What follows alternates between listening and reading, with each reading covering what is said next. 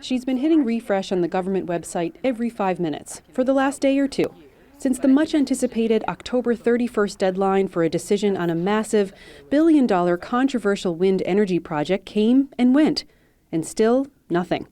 Until government released one sentence late this afternoon.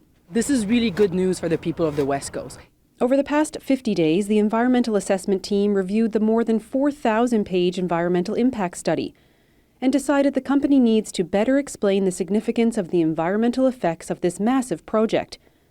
A plan that will see World Energy build hundreds of wind turbines and a hydrogen ammonia processing plant on the island's west coast. It means that the government has reacted to an environmental impact statement that was lacking some of the precision and some of the details we would need to really know what are the impact of the project. So that's really excellent news for people here, because it means that we might get more information that explains better the impact, but also that means that we might have more information about the mitigation measure of these impact in the project. World Energy GH2's environmental impact statement has come under scrutiny by people living in the communities near the potential wind turbines, saying the project is too big and the process is moving too fast. In a letter to the company, Environment Minister Bernard Davis was clearer on his concerns, saying the statement is deficient and his department requires more info on the water use, potential environmental effects, mitigation and monitoring plans, and emergency response. This is a fast-paced industry. It's a very new industry in the global community. I know parts of it have been around for a very long period of time, but when you put it together in the scale and scope that we're looking at doing it in this province, and the global community is requiring it to be done, it's very important that we get it right and making sure that all the I's and T's are dotted and crossed.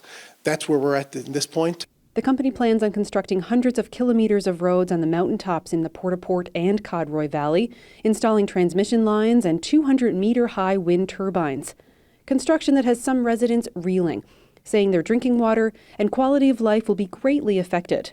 One thing people should take away from this is that their comments were heard, so that it's important for people to the public to engage in these processes and mention their concern. It's not because it's a very technical language that you don't have an opinion, and you should make sure to put that opinion forward to the government so they can also hear from you and adjust as needed.